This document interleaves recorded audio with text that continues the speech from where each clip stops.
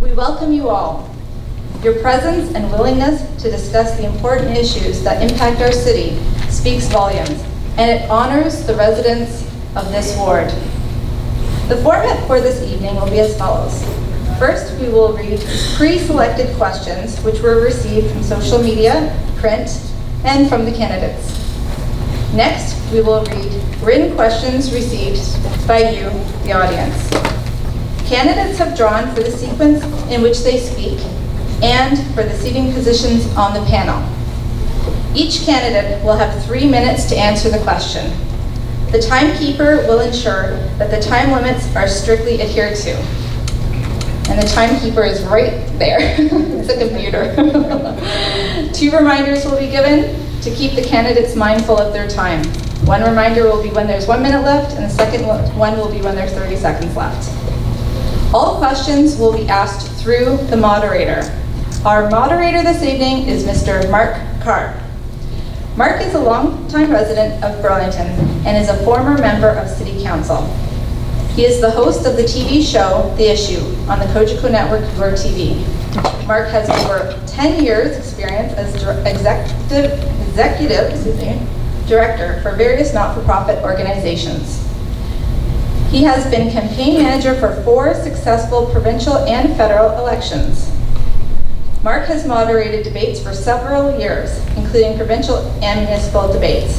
This year, Mark will moderate 5 of our ward meetings and the Milton Chamber of Commerce Board debates. Ladies and gentlemen, please help me welcome Mr. Carr.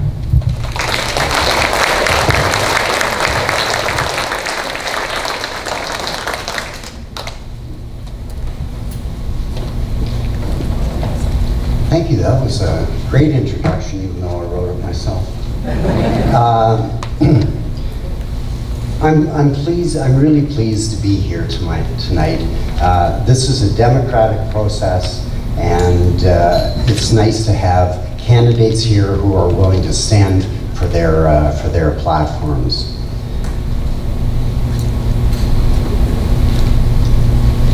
We are pleased that these candidates have chosen to be part of the debate tonight. It will allow voters in our ward to understand your platform's priorities, and your contribution is very important, so thank you. When someone decides to be a candidate for any election, the decision is not taken lightly. Cost, time, personal and family sacrifice are all taken into account. I applaud everyone who chooses the democratic endeavor, and all candidates deserve a round of applause.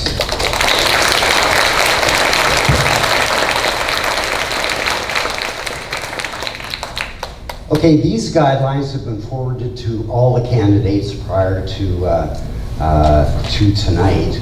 Number 1 is, these lights are lousy, to maintain a fair and productive debate. Disrespectful comments or behavior will not be tolerated, and I will be the final arbiter. Number 2, there are 2 sessions. The first session, candidates will be asked to answer pre-selected questions, as you were told before, and the second session, questions from the audience. Timekeeper is in the corner and in front of you there. And I would like to remind the audience that any booing, yelling comments, or disruptions of any kind will not be tolerated. Please hold any applause until the candidate has finished their comments, because the time will be taken from that candidate. We won't stop the clock if you're going to applaud a particular aspect of a candidate's statement. So, I have also been given a statement that I'm going to read verbatim. As you know, Paul Sharman has chosen not to participate in this evening's event, and he emailed me a statement. and I would like to read it now. Quote, "I apologize for not joining you at this evening's debate. Politicians always get to choose who they will or will not work with when asked to participate in such an event. In this case, I chose not to participate because I am only willing to work with well-established community organizer, and I was not satisfied that ECOB was in this regard. Please check out my website for answers to the questions that Ward 5 citizens are asking me. Also, please send me an email with any questions you have. Thank you and enjoy your evening, Paul Sharman." So, I thought it was only fair to read that statement, and if the candidates are all ready, let's begin. And if you can just tell us a little bit about yourself when I ask this first question. How should council better engage with residents on city-wide issues?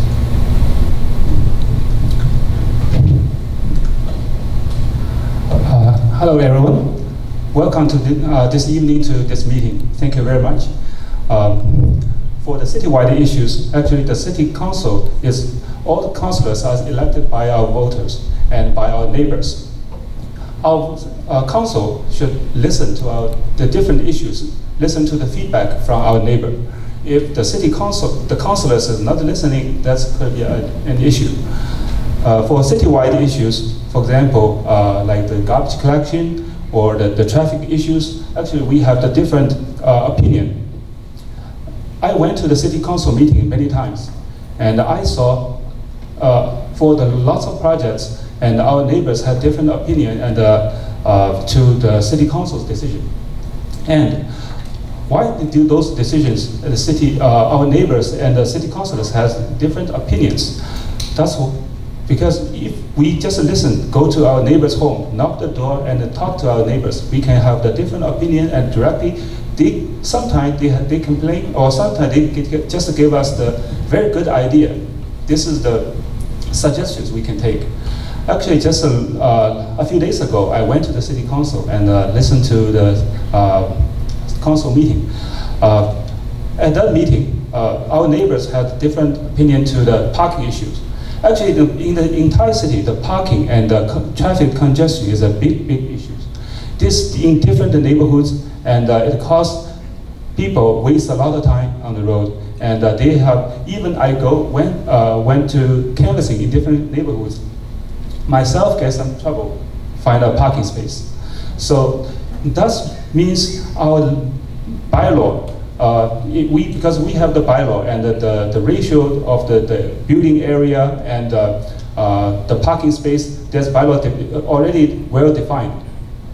If our neighbor has different, they find it is difficult, and they speak to our councillors, the councillor should hear this carefully, think this carefully, and just discuss in the council meeting how to improve this. Not just follow the existing bylaw, because bylaw, we elect, all the councils are elected by the voters, by our neighbors. They should represent our neighbors' interests. Thank you. Thank you. Daniel? Thanks very much. Before I answer this question, the three of us candidates actually have a question. We were informed that before we were to answer questions, that we were given 2 minutes to introduce ourselves. That's not true. But what we said is when you start your, when you introduce yourself, you say who you are. How should council better engage with residents on citywide issues? I'm happy to answer the question, but it's disappointing, but nevertheless. Ladies and gentlemen, good evening. I am really happy to be here. My name is Daniel Rukima, and I'm a resident in this ward. I live on Sutton Drive, so I'm an Orchard resident. I've come to love the city of Burlington It is a place that my wife and I have decided to move to a few years ago when, after traveling around the world, we said, we're going to buy a house in a place where it's got, that we will see, that we find as the best place in the world. And having been everywhere, we chose Burlington. And we really fundamentally believe that. But there are a number of issues. And there are a number of issues that, with my background and my experience, I feel that my family and your family could certainly benefit from. Your first question, Mark, is very valid. What needs to happen is the city needs to communicate better with its residents. We don't know what happens. We don't know when things happen. We're asked to participate in consultations, but then we don't know, and we're not aware of what happens with that feedback that we have given. Parking is an issue in the ward, certainly in the Orchard. Traffic is an issue in the entire ward. Community safety is an issue in this ward. And development is concerning every single one of us. Of all of the doors that I've knocked on, I don't think there's a single person who hasn't asked me about development.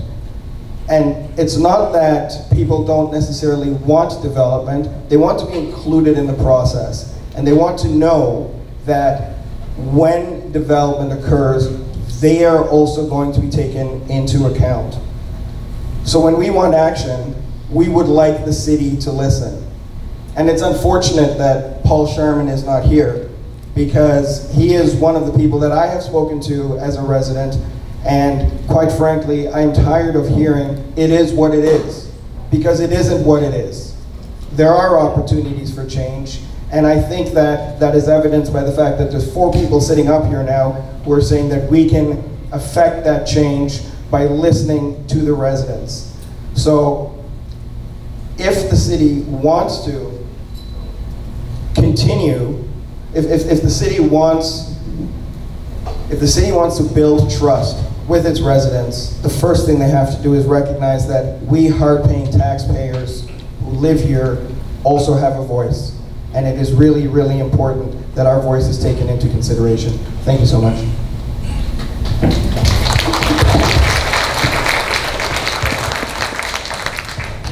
Wendy, do you want me to repeat the question? Sure. How should council better engage with residents on citywide issues? Thank you. I'd like to welcome everybody tonight. Again, my name is Wendy Morahan. I'm a lifelong Burlington resident. For 31 years, I've lived in Ward 5. I grew up in this area. I went to Pineland School and then Nelson High School. I'm very involved in the community. I'm a wife, a mother, and a grandmother. And I recently retired from the Halton Regional Police. So my career was somewhat different leading up to this, but it's not that I'm not aware of what's going on in my community. And I have heard that from some people. They've asked me, being a police officer, do you really know what goes on in your community? The majority of my career was spent in community policing in various specialized units. So I had the opportunity to sit on a lot of municipal and provincial councils. Some of those councils I actually chaired. I currently chair the Willow Foundation, and we are an organization that raises funds for the 3 long-term care homes in Halton so that we can further enhance the lives of the seniors and the adults living with disabilities in those residences. One thing I've heard when I've gone door to door, and I've gone knocking on a lot of your doors already in the last few weeks, is I hear that the citizens don't feel like they're being heard. They feel like decisions are being made at City Council without any consultation with them. I've heard of many city and community meetings that have been held where there's very few people. Perhaps that's because the meetings are held at times when it's not convenient for people to attend, like the end of August.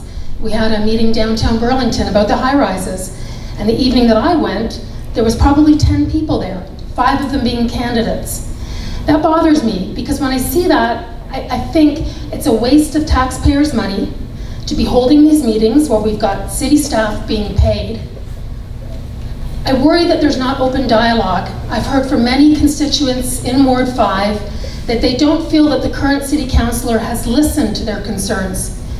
He has been at their door, he's taken their phone calls, he's taken their emails, but there's been no or little response. I believe as a city councillor, you're representing your community, and I believe that you are being paid, and I know you're being paid by the taxpayers of this city, and it's important that you're getting back to your constituents in a timely manner. We need to rebuild that trust with our community. I feel that that trust has been lost. I feel that trust has been lost when I watch city council meetings, and I've watched several, and I see some of the councillors that we currently have treating people with disrespect. When we have people delegating and they're almost in tears because a councillor has sat back and told them they should have done their homework and then crossed their arms and sat back. That's not acceptable. I want to be the voice of change. I want to be your full-time Ward 5 councillor, and I think I'm the best person for that. Thank you.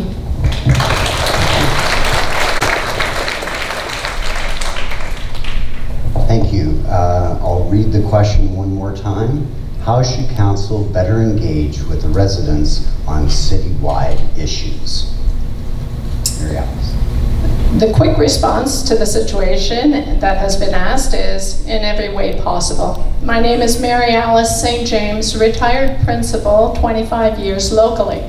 I began my career at Pineland. My sons and I reside not in Ward 5, but 0.82 kilometers from Ward 5. Actually, I said my sons, and one of them is launched at 22 years, which is great. And the other one's at McMaster University. I bought my home, my current home, with my husband 25 years ago from my mom when my dad passed away. I've lived in Burlington for 36 years. I don't necessarily believe that you have to live in Burlington to be a councillor. I do believe you don't necessarily need to live in the ward to be a councillor, as has been shown in every other ward within this city, and with councillors not even living in the city over the years. I chose this ward because we in this ward are the forgotten ward. And the engagement has been, quite simply, as I started out, pathetic. It needs to be done sooner. It needs to be done more frequently. It needs to be within what I've diagnosed and done the data are 7 unique communities within Ward 5, which extends from the lake right up to Highway 5. The highest number of schools in the ward, the highest number of seniors in the ward and in the province, equals the largest number of families, all ages, all stages, and affordability is the biggest issue right now within Ward 5, which is the next zone, the next ward to be over-intensified. We are seeing that at Lakeside Plaza, where mid-density is high density. That's over 2 times the density, number of buildings, proximity to the street. It's happening at Appleby Village. It's happening at 3 separate locations that I'm involved with in the Orchard. In infill, or where one house is becoming one massive house, as in my backyard, with 7,500 square feet. My big thing about engagement and the way I've gotten my communities and my schools engaged is to make it meaningful. We have to have our children involved, we have to have our seniors involved, they need to be involved together.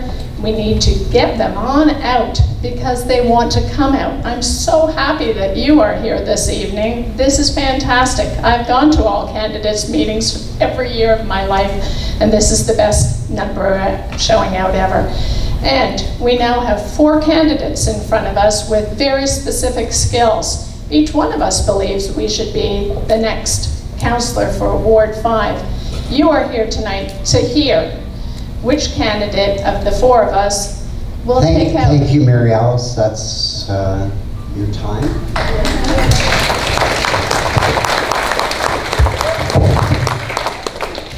And to get back to a comment that was made, if there was a misunderstanding, I will allow 2 minutes at the end of this process for each of you to sum up. Okay? Terrific. Okay, so let's get on to question number 2. What are your 2 highest priorities for the ward and for the city, and why these?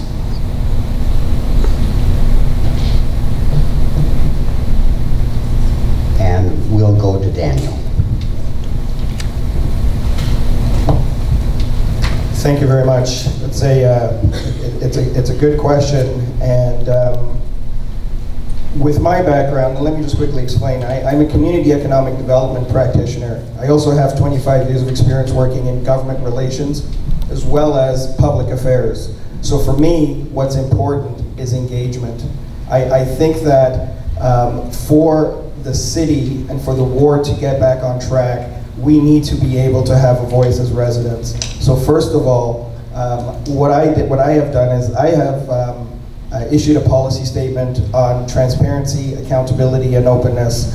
And what that is I've outlined my priorities on how I think this can happen.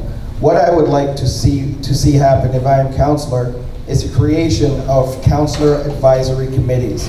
I'm going to ask the community to get engaged. I'm going to ask the community to participate in the direction of the ward and the city. So I'm looking to create an advisory committee on seniors, one on youth, one for parents who have children under the age of 13, and another one for newcomers. I've also spoken with a couple of residents, and I agree with them that should we go ahead with this, that we should also create one on persons with disabilities, because that is something that is very important in our ward. I also think we should create neighborhood associations. We have attempted to do that in the Orchard. Unfortunately, we did not get the participation from the city that we would have liked. So as councillor, you will get that participation to have community associations, because those associations are going to be really the foundation of being able to keep the councillor in check and being able to keep the councillor informed of what's going on. The other priority, and that's, I think that we will all say the same thing, is getting development in this city under control. We understand that growth is inevitable. We understand that because of the growth in Toronto, that people are moving into the outlying cities. But it doesn't have to be done as fast, and it doesn't have to be done as out of control as many residents feel that it is. So what I believe in very much is what's known as smart development. I am advocating that we take a step back. We think about how we're going to make this happen. And there are 7 principles, which I hope that I'll be able to talk about. I only have 28 seconds left. I hope I'll be able to talk about those 7 principles, but if you include 7 principles of smart development, which are best practices all over the world, a lot of the concerns that we're hearing and that we're sensing and that we ourselves are feeling are going to be able to be solved. Thank you. Thank you, Daniel. I'll read the question again. What are your 2 highest priorities for the ward and for the city, and why these? Can I just ask, is it clarified 2 for the city and 2 for my ward? 2 highest priorities for the ward and the city. You can choose to do 1 and 1 or 2 and 2 if you've got time. Okay. So one of the #1 priorities I have for Ward 5, and one of the things that I'm hearing on a daily basis, other than intensification, because we all know that's a common topic, but is safe neighborhoods. I live in the southeast part of the ward, and I know that there's different issues in the north part of the ward, in the Orchard. But in my community, knocking door to door and seeing it myself as a resident, I'm concerned about traffic. As a former police officer, there's so many programs that are available that we could utilize working collaboratively with Halton Regional Police. I know we have one of the safest communities in Canada, and that's because of our terrific police officers, but I am concerned about the speed. You see day to day speed bumps going in, and I know it's a hot topic, and some people might not agree with me, but I don't see the results of the speed bumps. I do agree that they will at times slow down traffic, but what I've witnessed on a day-to-day basis is people speeding up to the speed bumps, going over them slowly so they don't damage the undercarriage of their cars, that's all they're concerned about, and then speeding away to the next one. It's almost like a racetrack on Spruce Avenue. And I've gone to different areas of the ward, and I'm hearing the same thing over and over. We don't like the speed bumps. There are other alternatives. The cost alone for the speed bumps, I don't have an exact answer from the city, but it's quite a lot, and to maintain those speed bumps is a lot. There are other avenues we could look down, more of a police presence, radar boards, possibly going to photo radar. I know you won't like it if you get a ticket, but you will slow down. and it could increase revenue for the city if we choose to go that route. So speeding in residential areas is one of my main priorities. Another main priority for me, of course, is reasonable growth. And I think that we need to do that while still respecting the existing communities. I understand that we're a city that grows, we're a city that moves, we're a healthy and greener city, and we're an engaging city. Those are 4 key points of the strategic plan. But it's really important that we have the intensification, but we respect the existing communities. Downtown, I know there's projected to be a lot of the urban growth. And of course that concerns me. The large buildings concern me. I will work collaboratively with my community, with the City Council and with the City of Burlington planning staff to try to respect the existing communities and be respectful and be responsible in the growth that is in front of us. I will be your voice at City Council. I will listen and I will get your message across to the rest of the council. I think we need to look at possibly redeveloping other lands in our Burlington city, like the employment lands. I'll get back to that, I'm running out of time, but I have some ideas for that, for residential. Thank you. Thank you, Wendy.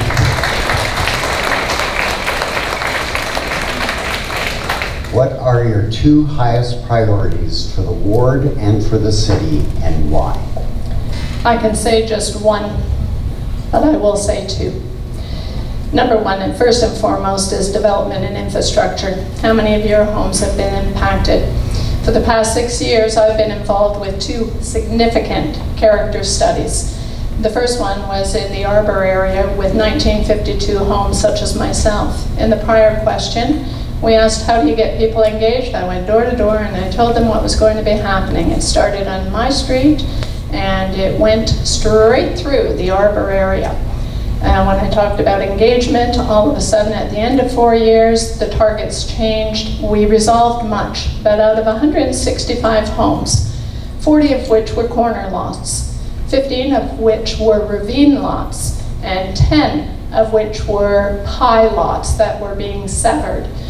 I managed to get 65 people out at every single meeting for 4 years.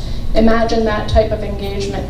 And that's how you get engagement, right? When you drive down the street and all of a sudden you say, holy, where did that come from?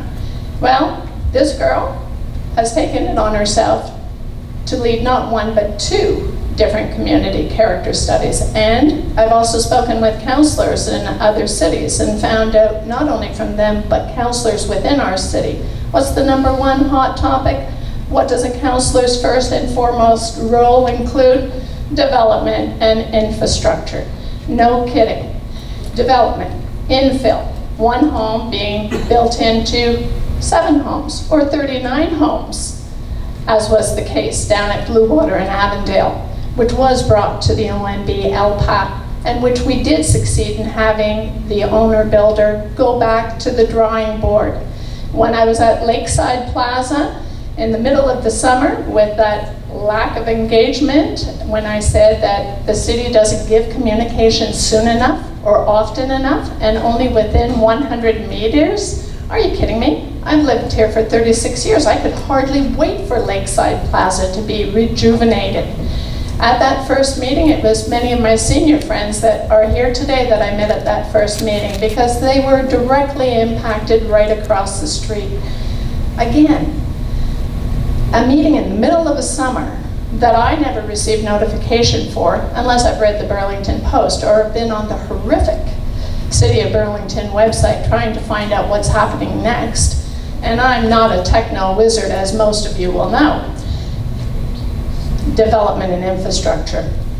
Lakeside Plaza is double the size, 900 units, they call it. I call them homes, on 2 lanes. One way, 1 the other way, and infrastructure. The street can't be widened. Thank you, Mary Alice. That's it.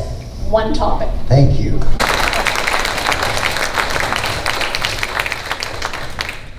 I'm going to ask a question that I asked of the candidates for mayor, and I got their responses last night on your TV. start of order. He hasn't had the chance to speak yet. Sorry. What rate of, sorry, what's everybody yelling at? We only heard from 3 of them. Oh. You only had 4 answers. You know, you gotta get a new moderator. You can't count. I'm trying. By the 5th one, I'll be good. I'm sorry. Question again? What are your 2 highest priorities for the ward and the city, and why?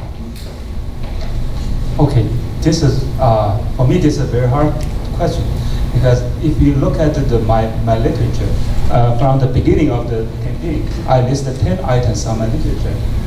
Every time I go to door and tell our neighbors what's the most important, because the community security and the safety is most important.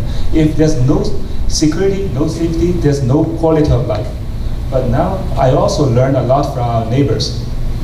I got feedback, what affects everyone. So those I need to, today I want to speak to other issues. These issues also listed in my literature. So the first one I want to speak about the intensification. The intensification, the reason of the intensification is the population growth. So no matter we like it or not, population growth is the reality. We can see the more and more people in the last 5 years. This is in Burlington, Oakville area, we can see 5% to 7% population growth. And how to accommodate these people? We need more buildings. Then the question is, where to build these buildings? How large and how many people? What is the maximum number of people, population we can fit in this city? This is the big question, because this is not only the question we welcome new residents, because I know more new residents, more people come to this city. We will see the city's economy grows, so it will, the city will have a positive development. But when we see the infrastructure is not ready, we need to seriously rethink about the intensification projects. Because now the parking, traffic congestion is a big issue. If we want to have more buildings, we need to have those infrastructure issues resolved first. The second priority, I believe, that's applying new technologies. Just for example, the traffic issue, traffic congestion issue. When I speak to our neighbors about don't speed, and I learned the feedback is some of neighbors told me they have to speed. The reason is in Appleby line, for example, the signal is not synchronized. If the signal is not synchronized, they stuck in one point, they will be stuck in another point. And we already learned a lot of real cases and real examples from other cities in the world. They have synchronized the system. If we apply those systems, this problem can be mitigated. But the better way, because we have the artificial intelligence, we can apply that dynamically, change the traffic flow. That's a better solution. Thank you.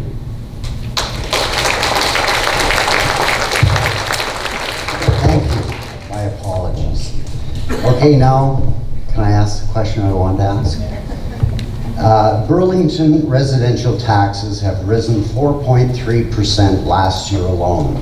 We're heading into a reassessment of residential properties by MPAC, and most properties will rise in value and therefore the municipal taxes will rise. What rate of increase or decrease for Burlington residential property tax is acceptable to you, and how will you ensure you achieve this? Wendy? Okay, so for 2018, the proposed increase in our property tax is 4.36%. I think that we need to, as a city, have a fiscal responsibility and be fiscally sustainable. I think we should keep with the rate of inflation. I think we need to look for other ways to increase revenue by attracting businesses to our city. I think that we need to reduce our spending. We need to prioritize where our tax dollars are being spent. Citizens want improved snow removal. They They want improved road and sidewalk repair, bylaw enforcement. They want improved services for seniors. They need more police officers. If we are going to grow to the extent that is proposed, we will need more officers. I'm sure many of you would be shocked at the number of police officers you think are working on a given night shift. This came up at a door one day when I was asking some questions and listening to some constituents. They were shocked. I'm not going to get into that with you because I don't want to put myself in a position where I'd have to defend why there are not enough police officers. But we need to maintain safe communities. What we don't need to be doing in our city is having glossy promotional material. We don't need unnecessary city meetings. I understand there was a city meeting the other day with regards to the LaSalle Park Marina and the wave break. That meeting, there was not that many people in attendance, and it was information that was just being rehashed over and over again. It was information that was on the website and had already been previously made available. When we have city staff going to these after-hours meetings, we are paying them overtime, and that's a use of taxpayers' dollars, and I don't agree with that. I don't agree with high-priced consultants and ineffective traffic studies. I've heard traffic studies being done for proposed developments at slow times. For example, on Family Day, when it's a nice warm day and there was nobody home. So of course there was very few vehicles on the street. How is that the right kind of traffic study? We need to utilize our tax dollars more efficiently and effectively. We have a huge part of our budget for policing. The regional budget that the Halton Regional Police has proposed for 2018 is just over $150 million. That's up 3.5% from 2017, but it is required to keep police running efficiently. Our taxes for public safety, they're up 4.9%, but our public safety covers animal control, bylaw enforcement, emergency management, fire communication, fire emergency response, fire prevention, and education. On average, for a home that's valued at $500,000, you're paying $527 for police and $343 for public safety. That's good use of our money. Thank you. Thank you. Do you want me to repeat the question? Always. Always, okay. What rate of increase or decrease for Burlington residential property tax is acceptable to you, and how will you ensure this rate is achieved? As Ward 5 councillor, I will not vote for a tax increase. I have managed operational and capital budgets for 25 years as a businesswoman. I have managed safety of young children at the age of 3 and others all the way up to 17 years of age without not once going over budget. This is not good. So what is happening? What can we do? Several things. We've spent a lot of money on BPAC, Brant Museum, Freeman Station, controversial pier. Let's make certain to maintain them, and let's start marketing our city a lot more, attracting businesses, doggone it all. Never mind looking at Mainway and Harvester and counting how many businesses are leaving. I came to Burlington because my father's company came to Burlington.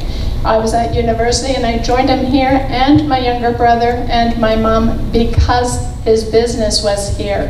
His family came here and his family stayed here. We need to be starting to think outside the box and market Burlington well.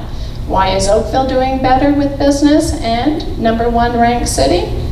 Let's talk about their businesses. Let's talk about their marketing. Let's talk about their attraction.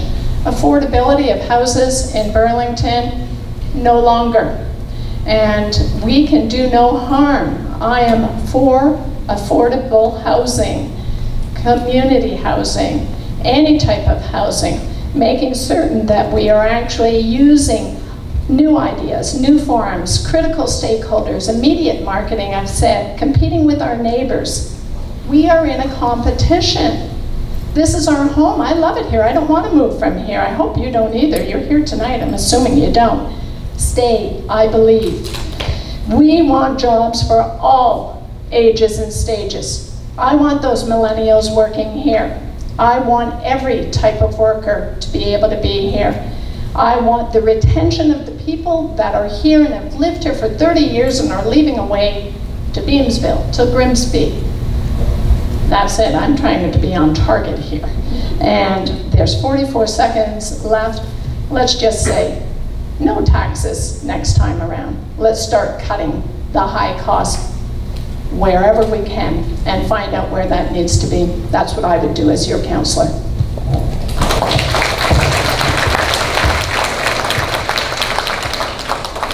Thank you, Mary Alice. Incidentally, there's no rule that says you have to go to the 3 minutes. I know to say that to politicians is blasphemy, but you don't have to use all the time that you have, so just to be clear. Okay, so what rate of increase or decrease for Burlington residential property tax is acceptable to you, and how will you ensure this rate is achieved? Okay, this question, I believe this is not what the number I can accept. First, I need to understand and learn what is the operational cost the city needs.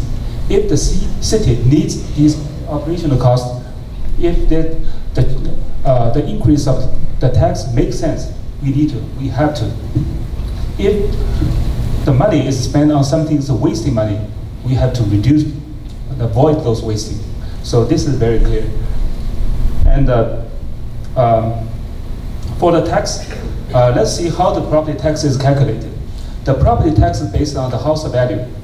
And then if you see an increase is based on the house value, and also because even every year there's no increase, you're still paying more tax because house value is increasing. So the increasing of the property tax, actually it is a number, more extra money on the top of the base value. So if we just look at the city operation cost, if this cost we can balance the book, I don't think we need to have any but the tax increase. So if there's no extra special reason, I will not support the tax increase. And for some project, for example, if the city need to build a new theater, this is just example, and this is our neighbors support, we need a new theater. Or in Ward 5, we don't have a community center, we need to build a community center, build a new library, build a new swimming pool, or build a new arena in Ward 5. If this all our neighbors support, that means we need have a extra cost for the city operation. But this project only lasts, for example, 5 years. We can have a 5-year term to complete this project. We can just put a 5 years increase temporarily. After 5 years, this project complete, we remove that from it. It's not permanent increase. That's my answer. Thank you. Thank you. Would you like the question again, Daniel? Okay. Sure, why not? Oh, why not? Okay. What rate of increase or decrease for Burlington residential property tax is acceptable to you, and how will you ensure this rate is achieved? How many of you remember, read my lips, no new taxes? How many of you remember what happened? Taxes went up. I also have a background in business. I'm one of these guys who likes to be busy. So even when I have a full-time job, I run a business on the side. I've been running businesses since I was a wee lad. I tend not to advertise it too much, but I will to you all. I ran a wedding DJ company for years and years and years, and I was one of Canada's top wedding DJs. And so if you're getting married, it's too late, I'm retired now. But what that taught me is the fundamentals of business. And a business case needs to be applied to civic management. It's absolutely critical. And the first thing that I'm going to tell you is that if any politician, any aspiring politician tells you they're not going to raise taxes, please, please be sure to be disappointed after 4 years. It's not going to happen. It's just not realistic. What is realistic is to say that we're going to index our spending to the rate of inflation and leave it at that. and we won't accept anything else.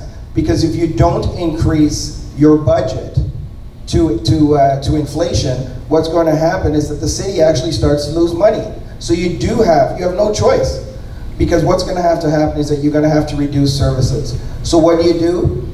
You find other ways to make money as well. So you index the you limit your increase in taxes to inflation, and then you come up with new ideas to make money.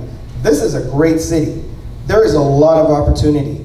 This waterfront is incredible, and if you look at other cities like Halifax, 25 years ago, Halifax was a city that was really suffering when it came to economic development. And somebody said, you know what? How about we market this place as a tourist attraction?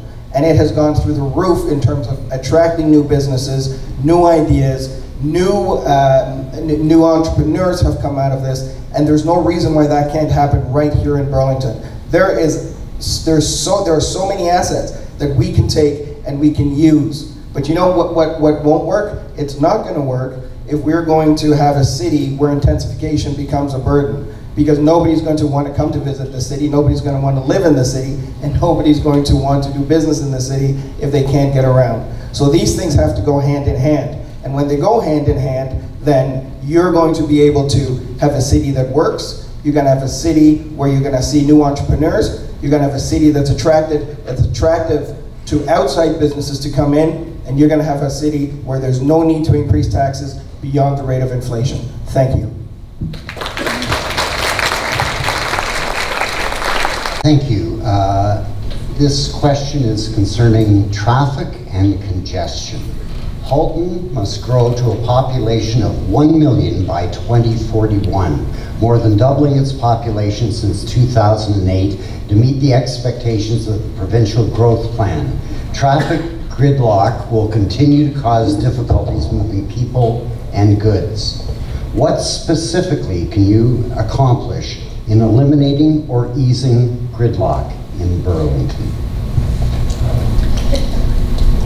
Talking with people, hearing what your needs are, but I'm positive your needs are similar to mine. Improving transit, number one. And we have the best director of transit in, I believe, this part of Canada, and her hands have been tied by councillors who haven't allowed her to do her job the way that she and her expert staff can, by diverting monies into different areas. And I've taken those buses this year. If you saw my little red Scooter's Diaries, it was painful.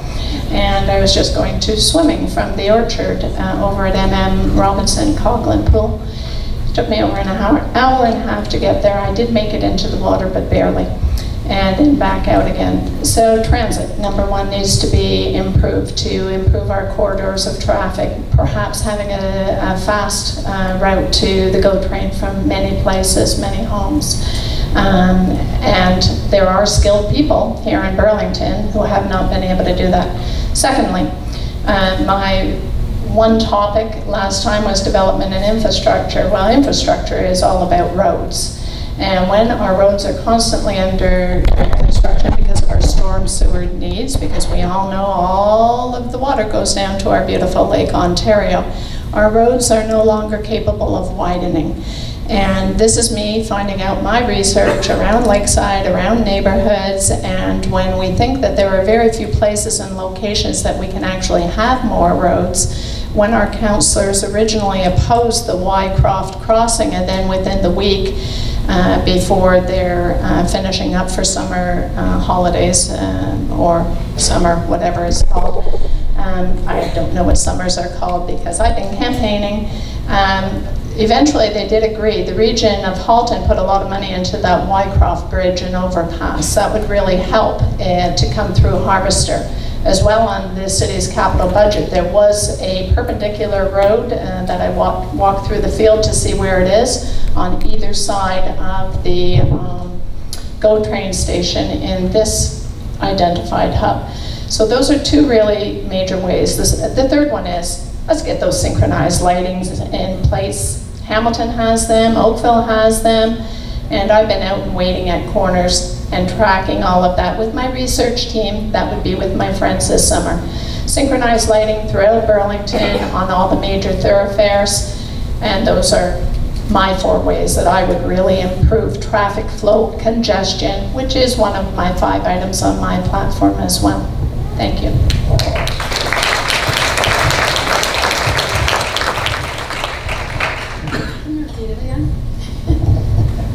Nope, now we're Oh, I'm not next. back. Sorry. No, save it there. That's okay, that's why I'm here. And that's why they're here to tell me what to do. Okay, go ahead. Okay, for the traffic congestion, actually, once we see more population, and we cannot just expect everyone drive a car on the street, and without the carpool or the public transit. Actually, when the city is growing, when we see all the history of other cities, large cities, when the city is growing, population is growing, we always have a better transit system, public transit. In Burlington, we already have the Go Transit, Go Bus, Go Train, Go Bus, and Burlington Transit. Compared to other cities, smaller cities, Burlington Transit, the service, I can say, is okay, just okay level. But if we visit Kingston, for example, in Kingston, even the schools are closed and the Queen's University is closed. For those times, I still see the buses running because at that time, a lot of visitors going to the school. And I met some visitors in Queen's University just a few months ago. And they said this bus in Kingston it's very convenient because even in university the parking is expensive, and in some downtown Kingston they cannot find a space, so they take buses. In Burlington, I met a lot because I knocked the door. We already visit more than 6,000 addresses, and I personally speak face to face more than 600 people. And I got feedback is our neighbors willing to take a bus. But the problem is, if they are not taking bus every day, like me, I take bus to work, to go station and then take go train. If they don't know the bus schedule, they will miss a bus.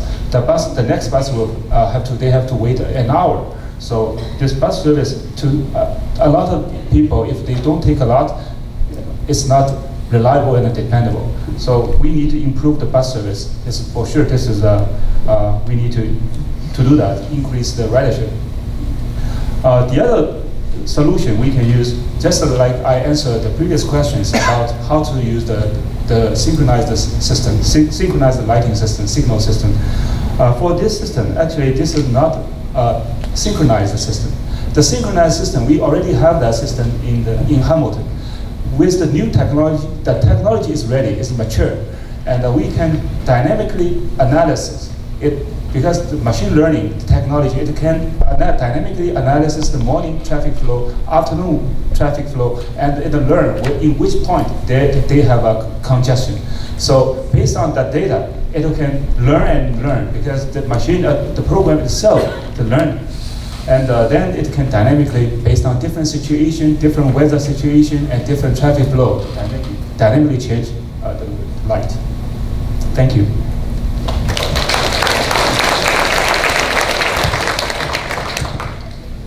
Daniel? Would you like the question again? No, I'll let you sit this one out. Thanks. I need a break. How do we eliminate gridlock? If I could say, boom, here's the answer, I think we would do it. It is a complicated issue. It's not something that cannot be solved, though.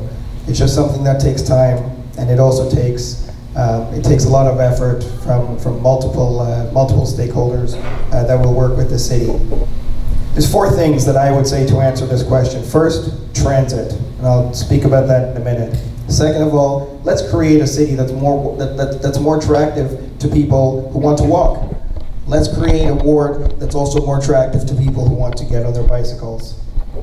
Let's also, you started saying this, is we need to synchronize traffic. That's absolutely critical as well.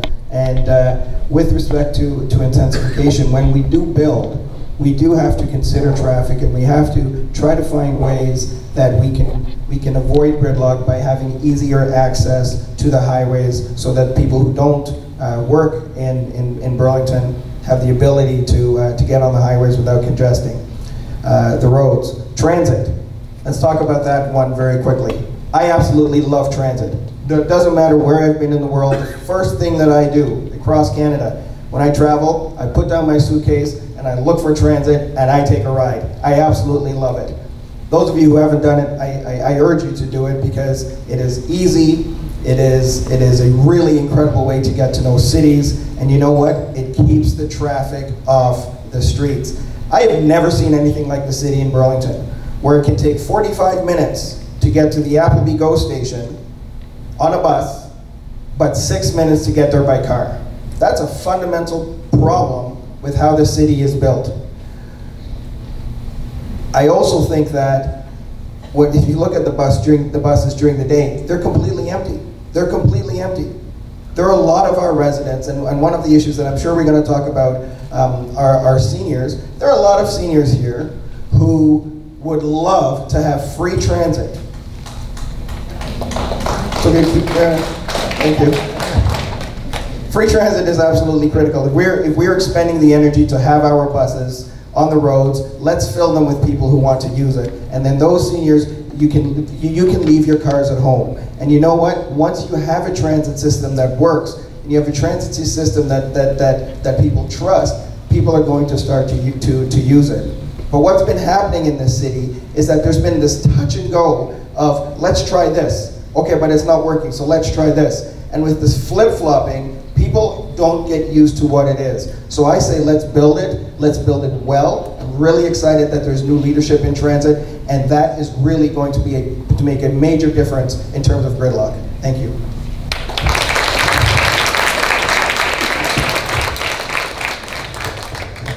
I'm going to get you to repeat the question, please. I will do that for you, if I can find the question.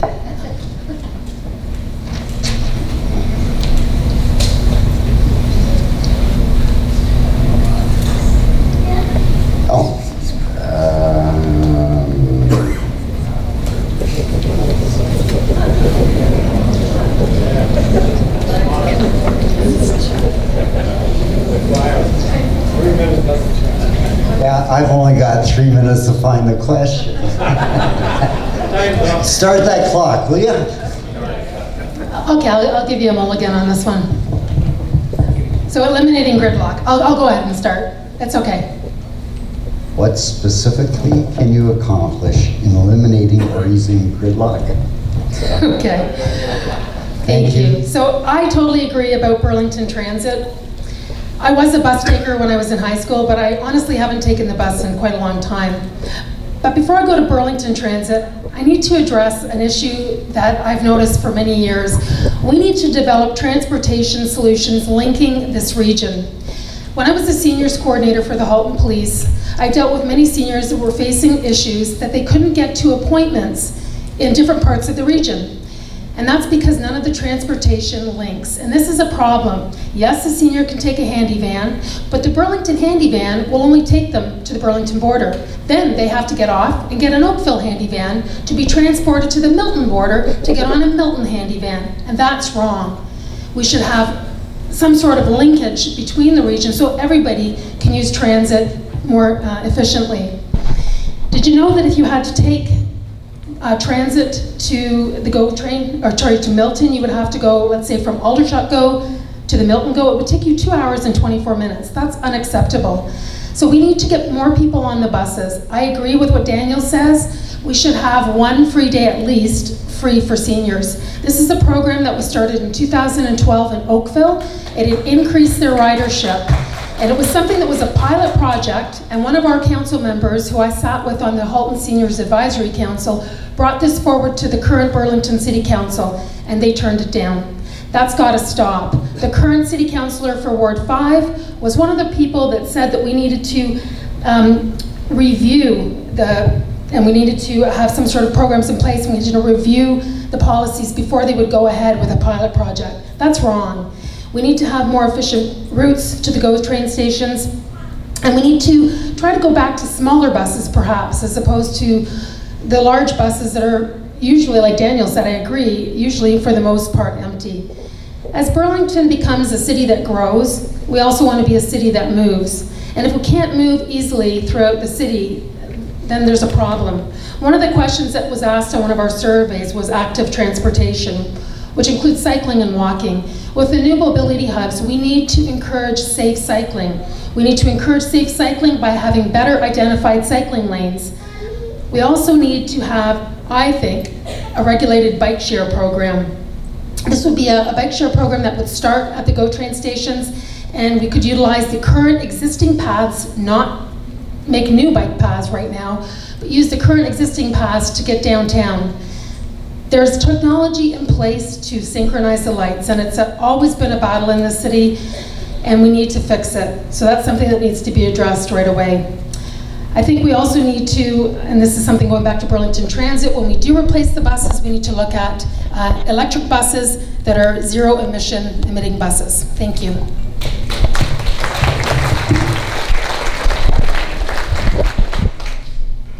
Thank you. Now that we're halfway through, we're going to change to the questions from this group tonight, and you'll have 2 minutes to respond to them. So we'll change from 3 minutes to 2 minutes. From an audience member, would each candidate state their position on climate change adaptation and mitigation, and what specifically our city can do to protect our infrastructure as well as the health and safety of our community for generations to come?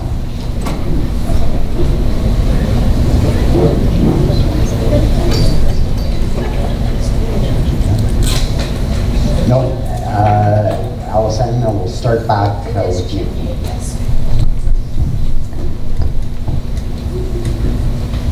Okay, so this is about the environment.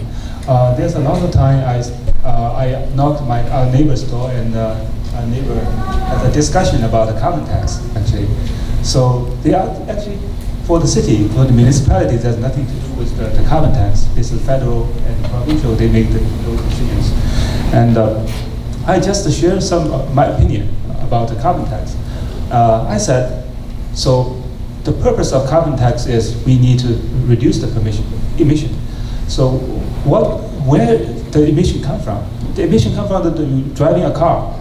Actually, if you have a road traffic congestion, all the cars are wasting the gas, and they just wasting your time, wasting gas, and create more emission. So for the environment, actually, we just need to find how to improve the infrastructure. Of course, the lighting system is the one thing. I just don't want to repeat the lighting system. And we have another way. For example, we have the bike lane. The bike lane, of course, there's a lot of controversial because the bike lane, it also slow down the traffic. But once we have the build, because if we build the bike lane in the proper place and it does not affect the existing traffic, and then more people working local, and they can just ride a bicycle to work. Also, we need to create a pro-business environment in Burlington. We like more companies, they open more business in Burlington, and have more people living in Burlington, who just work in Burlington, so they don't have to drive a long way, spend a lot of time on the way. So that will protect our environment. Thank you.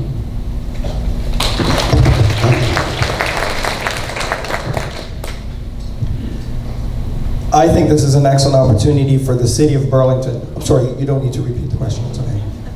Thank you. I get excited when we get to talk green. Well, when I found it here, I just want to be sure. So, go ahead. This is an excellent opportunity for the city of Burlington to take a lead, not just in the region, but in the country.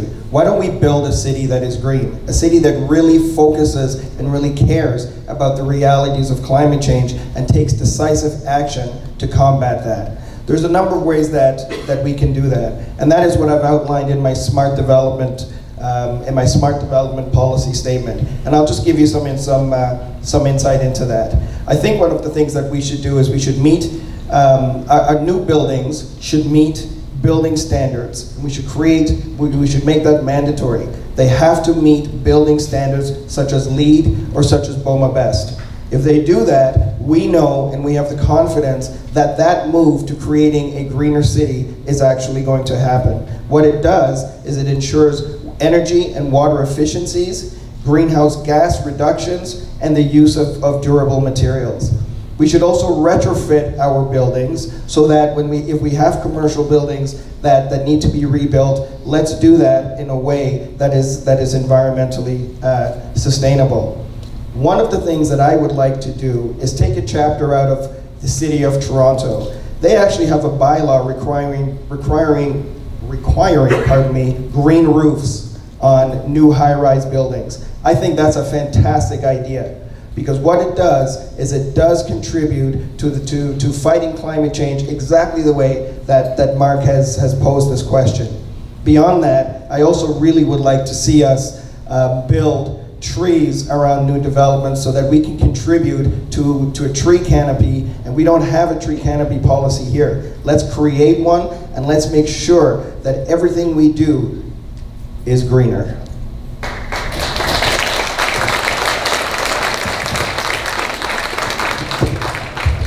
Thank you. Wendy?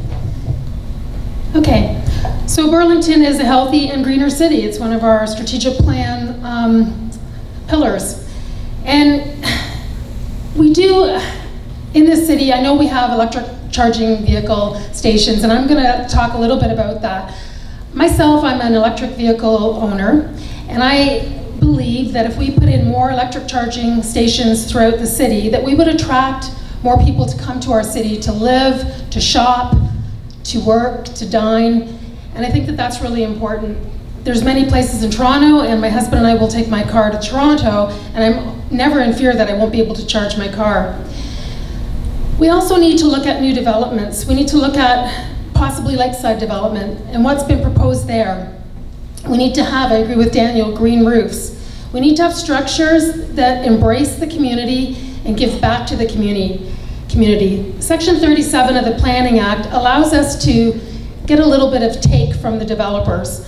The developers need to be giving us things to our community, extra trees, parklands, improving the parks that we have. I think that that's really important.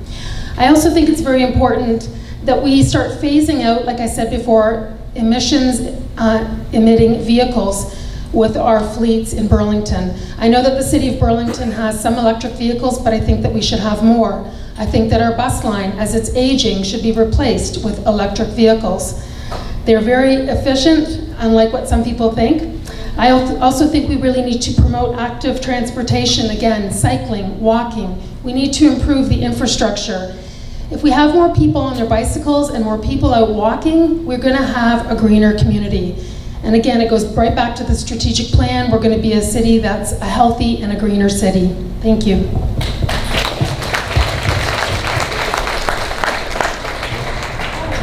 Like me to read the question again? Always. Okay.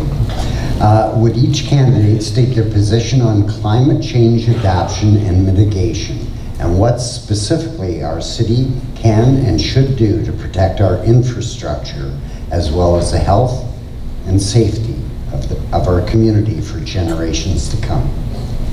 Remember I only said one, development and infrastructure. Here's my number 2. Do no further harm for current or future generations. Do no further harm for current or future generations. That is what we're doing now. Our task is to do many things, of which, as a school principal and an advocate in parks and playgrounds, I've done stream of dreams, yellowfish drains for storm sewers. I have yellow paint in every one of our family cars from reminding each one of us how to use a storm sewer. That was exciting. Tree protections. Are we not the only city that you know of that has 0 tree protection? I see my brother from Oakville. I know he has tree protections. Every other city around us does. We need tree protections. Butterfly gardens. If one tree is taken down, we need to put another 2 up. Get the kids out to help. They're the ones that lead the way. Developers, yes, incentives, development and infrastructure, incentives, bonuses for developers, so they're not having to build 900 units at Lakeside Plaza, so that they can build 300 because they've got something to benefit them. Accountability, accessibility. We talked about our seniors. I walk with them at Lakefront Park every morning. And we need to make certain that parks are used. And in our neighborhoods, some neighborhoods within Ward 5 don't have parks. Electric buses, smaller buses, fewer bus stops, all of those things that I've already said. But before the 12 seconds are up, I donate 15% of my salary, gross salary, as councillor to green initiatives within Burlington. Thank you. Milton, for example, has averaged 2 million square feet of non-residential development each year over 5 years. How will you help attract new businesses and jobs to Burlington?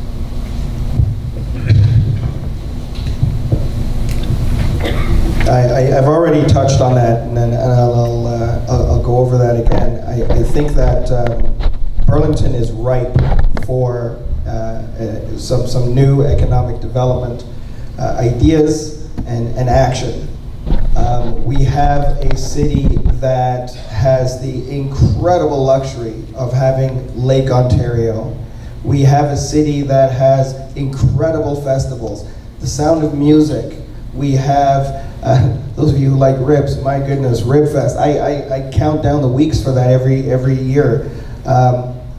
These type of projects, these type of festivals to the general public are opportunities for the public to enjoy themselves. But there's a case study behind those. There's a business case behind those. And those business cases need to be looked at, and they need to be recreated, and they need to be built on so that we can continue to sell this city as a great place to come to. We need to sell Burlington as a great place to do business. I was very surprised, and I continue to be surprised when I drive through the north and south service roads, when I see flags from Germany. I see flags from Switzerland. I've seen Dutch flags. I speak all of those 3 languages, and I keep wanting to run in and then say, Guten Tag. Something worked very well to get those businesses to come to Burlington. And I think we should capitalize on that. And we should recognize that we do have one of the most educated workforces already here in the city. We have people here who can work in those businesses. We have, and not just for any of the business, we also have a very diverse workforce with people who do actually speak a lot of languages and come from all over the world. So it'd be an excellent opportunity even to attract other international businesses into this area. I think we should do that.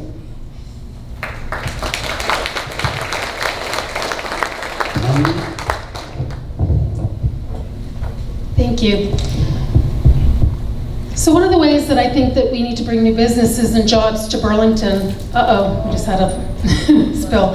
One of the ways we need to bring new businesses and jobs to Burlington is to perhaps entice them with tax incentives to utilize existing buildings. I notice there's so many empty buildings along the Prosperity Corridor, along the QEW, and they're closing at a rapid pace. These are buildings that just sit empty, and yet new buildings are being put up all over the place. I think we need to work collaboratively with City Council and our Mayor so that we can hopefully have businesses come to the City of Burlington and perhaps utilize those existing structures. I would like to see us as a city also promote the institution of a living wage. I think we need to call on businesses to invest more in their employees, paying them an amount that would enable them to fully participate in their communities. Some of you may not know what a living wage is.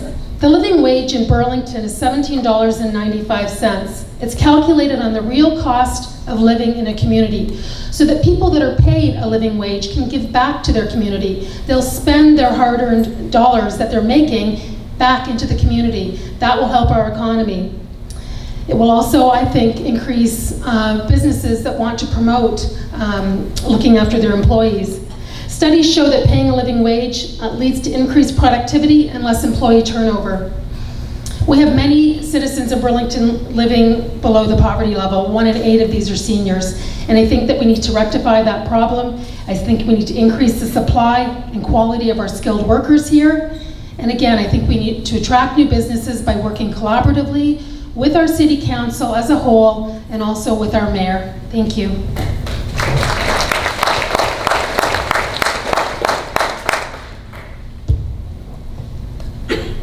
Mary Alice? Yes, Mary Alice. How will you attract new businesses and jobs to Burlington? And here's an area of expertise as an educator who's told every parent that I've ever known that think outside the box. It's not the same track for every child. We need to all think outside of the box. How are we going to attract businesses? I alluded to it in my prior one. We need to market. We need to be making certain that elementary schools have job fairs, that high schools have job fairs, that kids that are currently living here want to live here and everywhere else. We need to get those job fairs attracting everywhere, from Hamilton, from all of Halton and the GTA. Because we want Burlington to be having new businesses. We want to market this city as the beautiful, wonderful city that we each adore. We need to make certain that there are all types of skilled workforces here. And we want to make certain that one of the reasons I chose Ward 5, and I did choose it, is because of, yes, development and infrastructure and that beautiful property land in Midtown from Mainway right up to Upper Middle. That is one large property. And we want to make certain that we're attracting potential businesses there or at Lakeside Plaza, wherever throughout all of Burlington, but that's a pretty big plot of land. Let's get some businesses here so some families are coming here. Make certain we're marketing, marketing, marketing. That's your job, not just my job. Burlington is a great place to live. I believe, and I think you believe, that we can do this. Let's get businesses coming here, staying here, getting families staying here, and having everybody have the opportunity that I'm having this evening. I'm an advocate, I'm not a politician, I'm never going to be one. I'm an advocate, and I'm good at advocating for kids. I'm good at getting people jobs, and I'm good at finding ways. You are too, you're smart.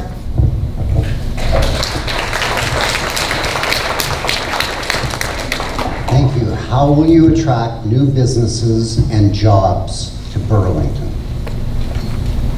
When we talk about attract new businesses and the jobs and have more employment opportunities in Burlington, we can think in the other way. Why the businesses and those job opportunities, they come to Burlington? Because we need to attract the companies, and those companies, actually, we can see the industry is changing. The manufacturing actually is leaving Canada, and we need to have to catch up with the new technology, the change of the industry. For example, just like Wendy says, in Burlington we have the empty offices. So if we have more technology companies, new tech companies, or the research labs, they come to Burlington, and we can use those spaces, and that we don't need to waste the existing resource. The other one is the human resource. The companies come to Burlington, they must be easy, in this place, easy to attract the proper human resource, the skilled workers or the engineers. They come to this city. Of course, in Burlington, we have a lot of advantages. The living standard, the quality of life is top rank in Canada. So that's a good space. A lot of people I met, spoke to a lot of people in Toronto. They like to move to Burlington, and housing, the affordability is much better than Toronto, and that's just one of the advantage. The other advantage is, this is the question: do we have the proper people working for those companies? Last week we had a tech talk. So this discussed different technology, how to apply to improve the city management efficiencies. We identified the training and the education, there's a gap. So we need to address this issue, have our local kids, they use get a proper training and work here for those companies. Thank you.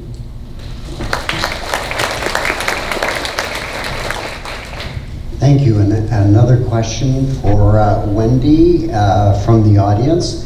With 13,000 people in Burlington living in poverty, what will you do as a regional councillor to fund additional subsidized housing to reduce the current shortfall to assist youth, disabled, seniors, and the poor?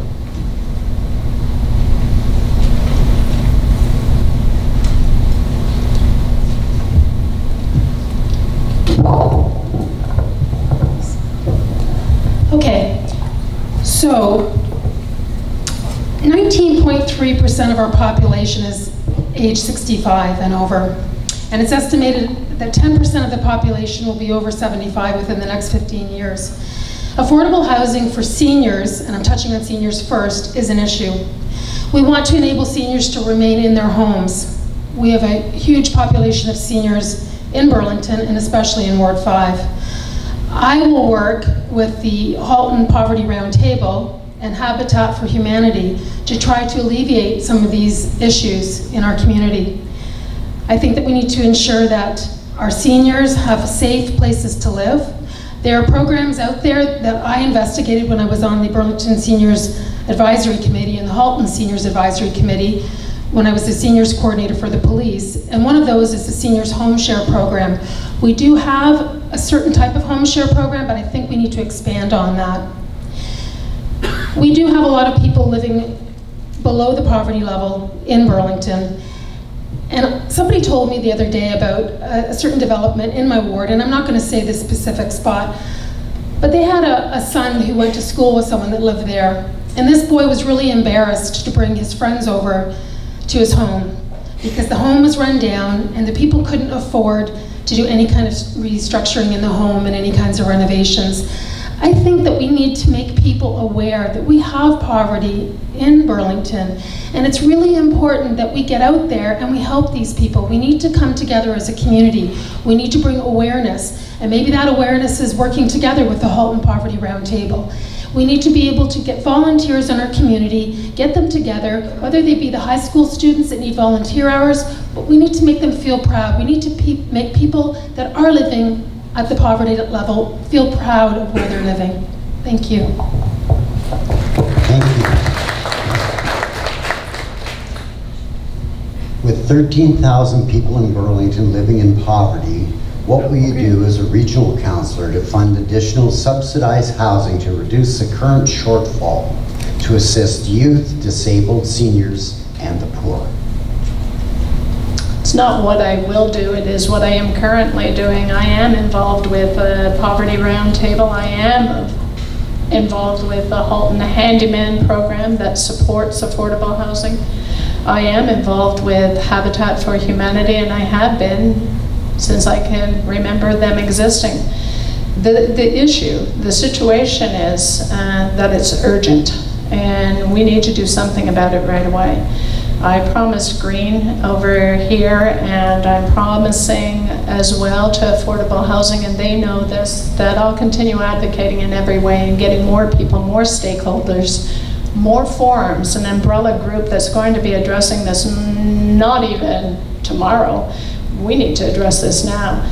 This is not okay. Your children, your grandchildren, my great-grandchildren are not going to be able to afford to live anywhere in Burlington, ever. So this is why I said 15% of my salary will go to green initiatives and affordable housing in Burlington. We all in this room, if we are capable to help them right now, sign up. Just like I've signed up, and just like every friend I know that hears this story is signing up too. There are many ways to help them currently in every single school, and I was in Southeast Oakville, and that's quite a well-to-do area. Pineland, quite a well-to-do area. Pauline Johnson, where I retired from for 7 years tenure, that's right here. There is poverty everywhere. We need to open our eyes. We need to help them.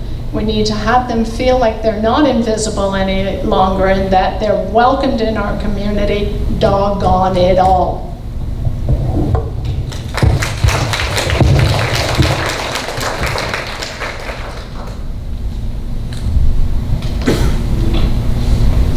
Would you like me to read the question again? Oh, okay.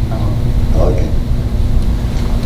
For this question, I was asked many times when we went to canvassing. Actually, a lot of community members and the local associations, they do a lot of contribution to the to help the people in need. And for these issues, actually, we need to look at who we need to address. What is the group of people we need to help, provide help? And because these group of people, they have the different reason. Everything we need, if we want to do something, we need to find the root cause and resolve the problem from the root cause. Some people actually in our area, they are willing to go to work, but for some reason they lost the opportunity for the proper education, and they don't get proper training, and now they don't have enough the social service to help them to find a proper training and then get a job. So they are lack of the skills for the job market. Other people, like they are working like seniors, they live based on the fixed income. So now the cost of the expense is higher, so there's a problem for the finance for themselves. They are getting some trouble. And the other people, like they have the disability family members. Of course, they have this difficulty, and we need to address different issues and using a different way. We need to think smart. There's no single solution to resolve all these problems. Also, we need to look at what problem, what services, what help we can provide. One is people need food bank, or people need affordable housing. That's two different type of needs. So, for example, when people said, can we build more houses for them? I always say, if we build a house, we rent the house for them, give them, and not just... Thank you very much. Time is up. Daniel, what will you do as regional councillor to fund additional subsidized housing to reduce the current shortfall to assist youth, disabled, seniors, and the poor? This is I need 2 hours to talk about this, but I'll give you 2 minutes. This is a very, very serious issue, and this is also something that is very near and dear to my heart. Even though I am doing extremely well now, and I'm so incredibly proud to sit here in front of you and offer myself up for public office, I have personally experienced poverty. I have actually also been homeless once. I am one of those case studies who succeeded and has worked extremely hard to get to where he is. But it's not easy. It's not something where you can ask a city councillor, what are you going to do to help them? That never works. This is a situation where you have to work with them to get new solutions, new ideas to fight to fight what it is that they're afflicted with. Poverty can, you're right, can be an issue of hunger. Poverty can be an issue of housing. Poverty can be an issue financial. It can be all three of them together. There are a lot of people who become homeless and have absolutely never in their wildest dreams thought that would happen. And the biggest risk in our community are women who live alone, or women who newly live alone, and are single income parents in homes that are worth more than $1 million. We need to work with them to create solutions. We have to, and I'm running out of time, which is really too bad, but I believe very much in skills building, developing partnerships with business. I agree, enforcing a living wage with the Halton region and as well as the city of Burlington. Folks, homelessness can be fought and it can be fixed. Daniel, thank you very much. You're very welcome. Okay, this question goes to Mary Alice with respect to Lakeside Plaza redevelopment. Do you support the proposed density as outlined by the developer? If not, what density would you support? This is an audience participation question. Take a guess. I have 155 left. No way do I support this. It's a mid-density zone that is being built to high density with 900 units that they call units and I call homes. They're busy saying in a traffic report that it's going to be fine on single lanes each direction, including Lakeshore with its bike lanes in the middle, and 15 buildings across the street. It is too dense. Because I've had a lot of work on development and infrastructure, and I've supported and advocated for a lot of groups, as you've heard this evening, I was the first and only candidate to be there. The incumbent is for. I am not for this. It's why I've said the one issue is development and infrastructure. We want that plaza to be built right, to mid-density, with setbacks that are far enough away from the street that they're not going to harm a kid or me. I'm becoming a senior soon enough. I want people to be able to bike there. I want people to be able to walk to Burlow Park, which is beautiful. 27 parking spots for food basics. Come on, 13 buildings, that's called too dense. I have 30 seconds. After the first meetings that were in the middle of July, I went door to door because there weren't enough people there, and there were enough at the second meetings in August. I made certain I got door to door with my team to make certain that all of you here knew it. And because of that, draft 1 is being dodged until at least January. And it's not going to be passed Thank you, Mary before Alice. the election. Thank you. Yay.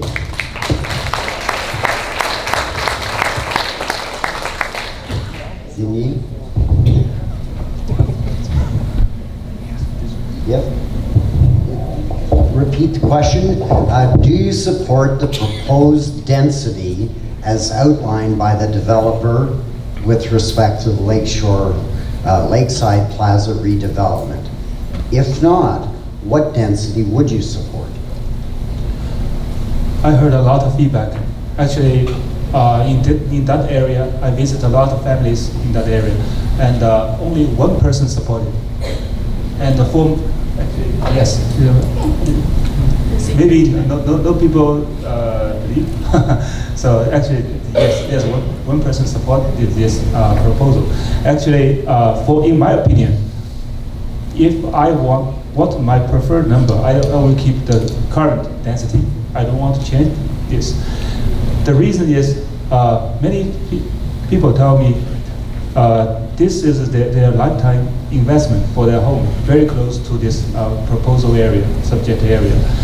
Because once they have the buildings, some buildings, because 6 buildings are in different height, and these buildings can make a shade. And the shade, their house will happen into the shade area, and that will affect the house value. So the height of the house, the building, is a question.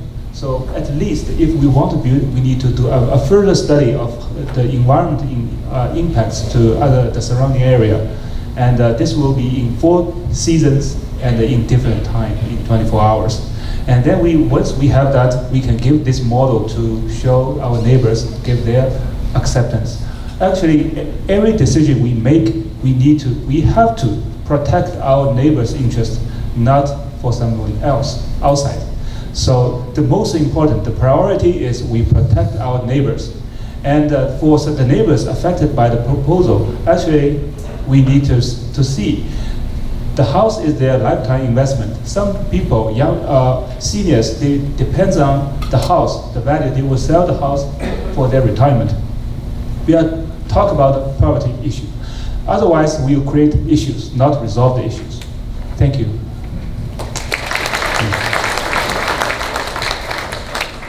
Thank you. With respect to Lakeside Plaza redevelopment, do you support the proposed density as outlined by the developer? If not, what density would you support? Daniel. You know, sometimes I think about these boardrooms and these decisions that are made, and I almost hear, hey, let's just jam them up all in there. Let's see how many people we can get in there so that we can maximize our revenues. No, I absolutely do not support the Lakeside development. I think it is absolutely ludicrous to think that in Burlington, in our community, that something like this is actually feasible. It's not feasible, we don't want it, and we need to continue to make sure that as it is proposed right now does not actually happen. You're right, there is one person who supports this. He's not here. He's not here to defend himself.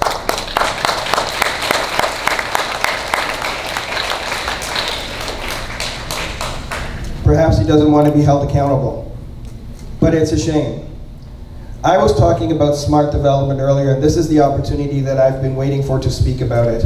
The 7 principles of smart development are what it is that I would like to see with Lakeside. A lot of it is happening, but not all of it. The biggest thing that I would like to see is more resident and stakeholder partnerships in the development of this. Those of you who live around Lakeside should have a voice. You should have a say, and the development should also be built for you, be it with a community hub, be it with a senior center, be it with whatever. It needs to be built for you as well. Quality of life needs to be managed or improved for you. Economic development has to be realized. I got 15 seconds. It's got to be, the buildings have to be green. We need more green space and public amenities. Traffic and transportation has to be recognized, and finally, it has to be mixed-use development so that all residents, regardless of their economic background, are going to be welcomed in that community.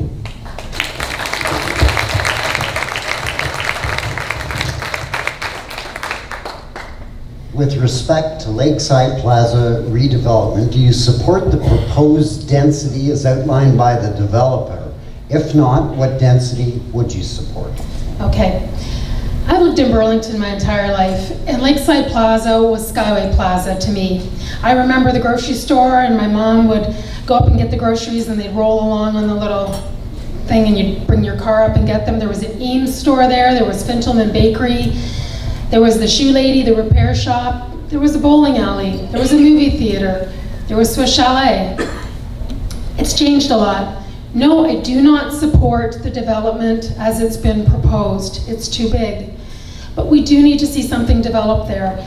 Skyway Plaza is an eyesore now, and I apologize, I refer to it as Skyway Plaza because it's a place where I went as a child. That's where I rode my bike to and spent my allowance. Thank you. I think that we need lower-rise buildings. They need to be mixed use. We need to have stores, and we need to have the stores remain the stores that the seniors living in that area want. We need to protect established areas. That's something that I don't think that we're doing. I read through a lot of the comments that people left with the city as to what they wanted there, and nothing was being respected. The traffic congestion I'm concerned about. When I talked to the developer, when I saw them in August, I said, you refer to Lakeshore Road as being a minor arterial roadway. I'm sorry, it's Highway 2. And whenever the QEW is clogged, the traffic diverts down. And when I looked at their traffic study, what they proposed was the excess traffic was going to go down the side streets, being Kenwood, White Pines, Hampton Heath, and it's not acceptable. There's a public safety concern. As a police officer, I worry about the intensification, the number of units, 900 units. If we have an emergency, how are we going to get people out of there safely? I've talked to the president of the Burlington Professional Firefighters Association. They have the same concerns. The Halton paramedics, same concerns. When the elevators are out of service, you can't get the people down. And how are we getting those people to the hospital? They're not going to Joseph Brant during rush hour. They're being diverted to Oakville Hospital. That's not right.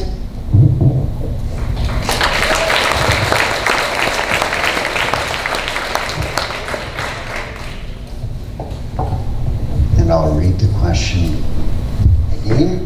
With respect to Lakeside Plaza redevelopment.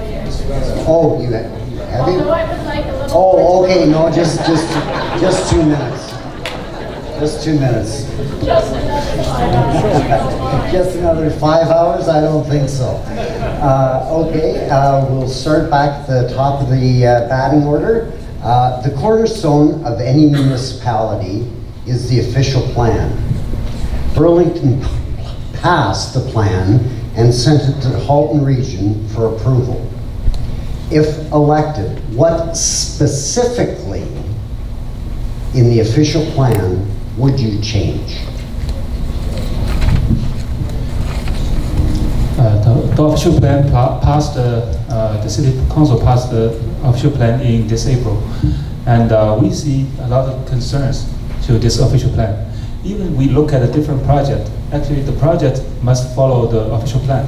If lots of project, people have the similar concerns, like the parking issue, the project, the building height is too big, or this is, it will cause the traffic congestion, or cause the traffic safety, or those other infrastructures not ready, or those buildings will use the existing parking space, like the Appleby Mall or Lakeside Plaza, they use the parking space. Actually, people from outside, they cannot come here to shopping.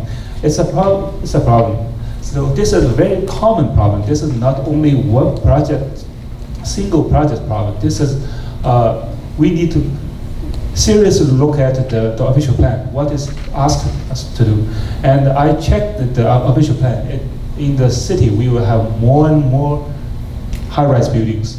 And where to build it, and we need to check more in the future to see, because under this plan, in the next 5, 10 years, even 20 years, so it gives us the direction.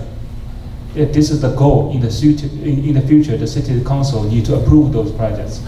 And so if the problem is very common to all the projects, then we need to look at this review, this official plan.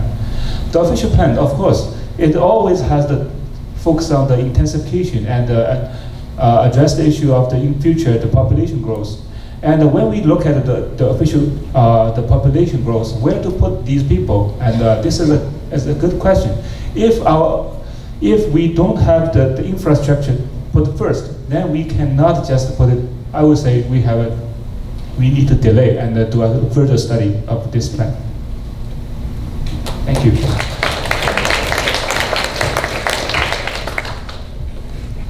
Daniel, if you're elected, what specifically in the official plan would you change?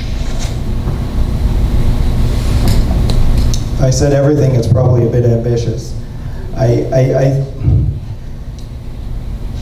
The official plan has been put together at a very weird time, and I think that I really would like to see it readdressed with a new council. If we're getting new councilors, this official plan should get a second look. Infrastructure in this city has to keep up with development. It's absolutely critical. Our development has to be smart, and I've spoken about that an awful lot. I will push very, very hard in council that these 7 principles of smart development absolutely need to occur for us to intensify the city effectively and to manage it in ways that is not going to harm you as the community, myself as well, and the environment. We've spoken about transit. Our transit plans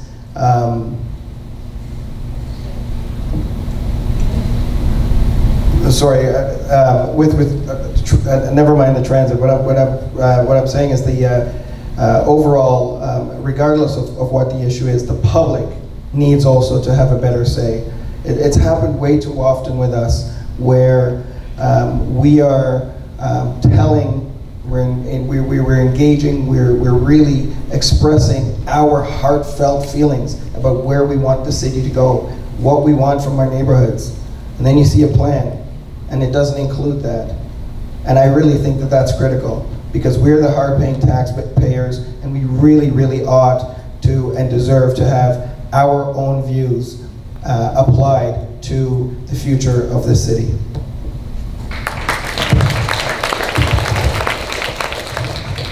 Thank you. Wendy, if you're elected, what specifically in the official plan would you like to change? Thank you. So this official plan is a statutory document required by the province that describes a city's land use strategy over the next 20 years. What I would like to see changed in the official plan is the building heights. Because of the Places to Grow Act, I think that the city needs to go back to the province to try to amend or work with the province to amend the Places to Grow Act. We need to also look at new zoning bylaws that need to be designated in keeping with our official plan. I learned that the official plan can be tweaked when it comes back from the region. So at that time, that's when the new city council needs to take a look at what they have written and make some changes after listening to the community. When I go door to door, that's what I'm hearing all the time is the building height. So that's something that really needs to be looked at. I believe that we need to remove the downtown core from being a mobility hub designation. That's something that we do have the ability to do, I believe. I know it's an urban growth center downtown, but I really think that we'll get away from some of these high builds, the height of the buildings, if we can remove it from the mobility hub designation. So that's what I would do. Thank you. Thank you. Mary Alice, if you're elected, what specifically in the official plan would you change? We each, again, up here, hope that we're going to be elected, and it's going to be really tough to choose. My colleagues here, I think, are hugely wonderful, and I want to support them, whatever happens in this election. Take a guess what I think about the official plan. Audience participation. As your counselor, I would absolutely be collaborative, respectful, listening to your voice, and your voices have already been heard. We missed the mark. We missed the timeline. Guess what subject? Development and infrastructure. How many hubs were we required to have? Count my fingers. How many hubs do we have? Count my fingers. No. As your counselor, I would respectfully work with the other councillors, of whom there are only 5 others, and the mayor to make certain that it goes back to the drawing board respectfully and as quickly as possible before we lose so much more. I have delegated for 6 years, remember, and supported many communities in making certain that development is respectful, that infrastructure is in place within the city of Burlington. I want you to know that this is not a great official plan if you didn't know that yet. There are many areas that are okay and working towards what we want, but not for green, not for parks or playgrounds, not for listening to citizens' voices. I attended every single meeting and I did every single survey, of which there were over 20. My voice wasn't heard, and I've got a pretty loud voice, as you've noticed, and I am there and I'm quite visible, always wearing red. I believe in you, and I hope you're starting to believe in these 4 people up front here, and please get everybody out to vote.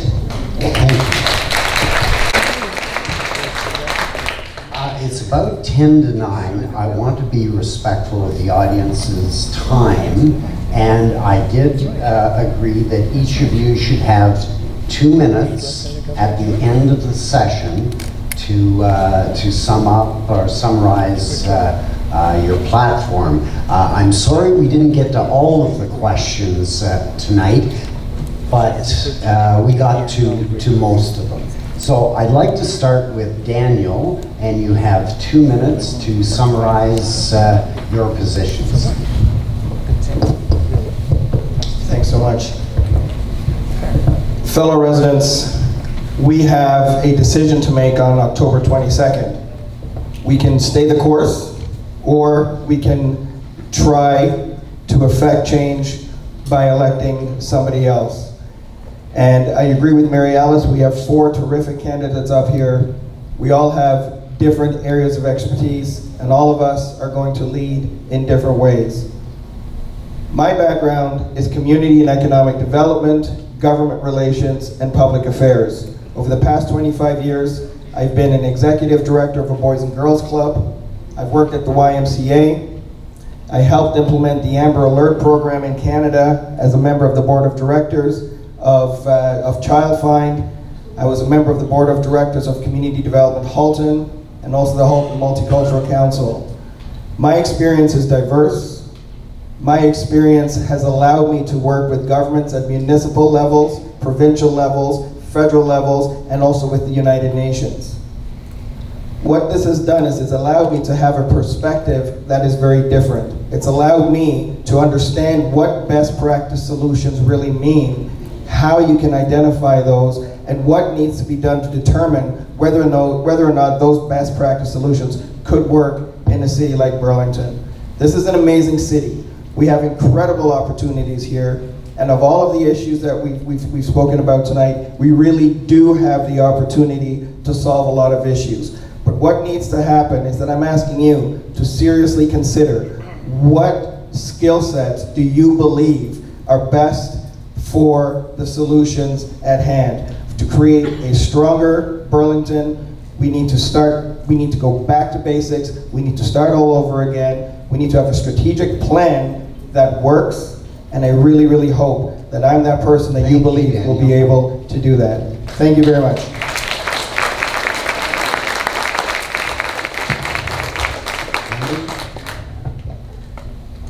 Thank you.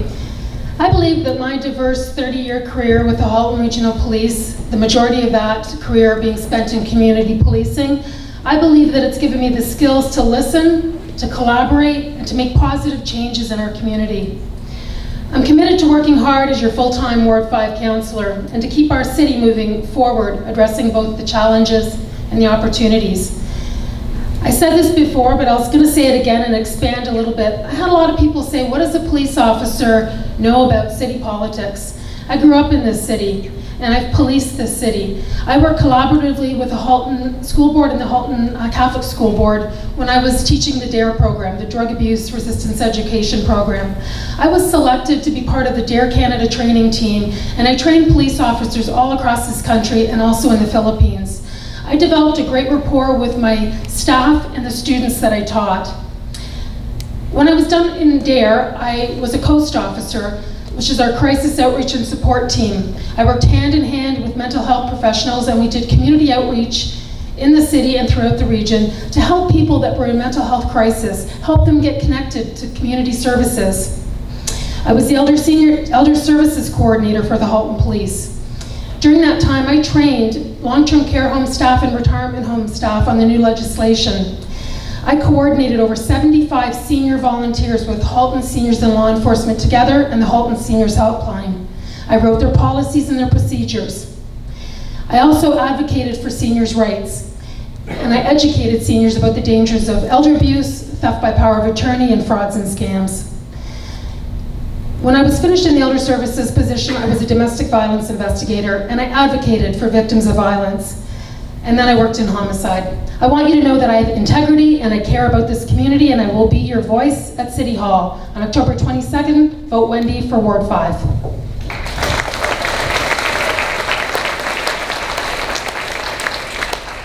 Mary Alice. I want to be your counselor too, and I would definitely be including these wonderful colleagues should they so wish, should I be your counselor. They're amazing, and it's tough to run a campaign, I know it. And particularly, it's like starting a new school every single day as a principal in a new language that I don't know. So I'm an advocate. I'm a consensus building, collaborative, respectful listener, and your voices have not been listened to. It's why I am in Ward 5. There is a lot of property, a lot of development, and a lot that needs to be done. Ward 5 is the gateway to and from Burlington. Only one person in this room told me not to run, and that was my husband. And it was because he knew that I gave 100%, and he actually allowed me to use 120% to everything that I do, ever. I've won a lot of advocacy awards and teamwork awards, and I'm not going to boast about that because I've never won a counselor's position. And that is what I want, because I cannot sleep at night thinking that this city, and this ward particularly, could be devastated over the next 4 years. I hope and I trust that you'll consider voting for me. It would be my honor, and I will give it 120%. Thank you.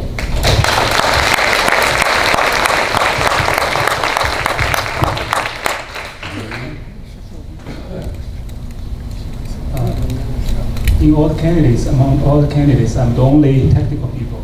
So I always talk about the technology and how to apply technology for the business and for the job market, and how to improve the efficiency and lower the cost.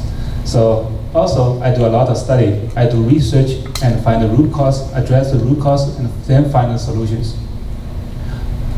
And in this city, I get involved in different discussion with the city council, and I went to see the city council meetings. And what I don't like to see is a lot of issues. So those problems, we see that again and again. And every time we see those problems, we just talk about this provincial policies, this is the laws, this is the bylaws. Of course, the city clerk always strictly follow those rules. It's not an issue. The problem is when we find the problem, and the problem is that the bylaw has some problem, we cannot change the bylaw. As a computer programmer, actually I can program everything, the law, bylaw, provincial policies in a program. Every time we can just put all the requirements, put it in the program and run it. We don't need a city council. And every time we get the same result, approve it. For me, this is a rubber stamp. So for me, I will have your voice heard in the city council. So I won't be the rubber stamp. So that's what I want to do.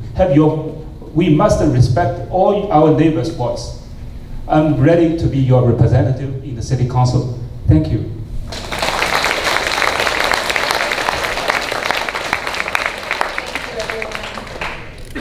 I just want to take this opportunity to thank everyone for coming out, and special thanks to Halton School Board for providing this venue. And of course, Mark Carr for moderating this event. The candidates for helping us understand their platform and doing very well tonight.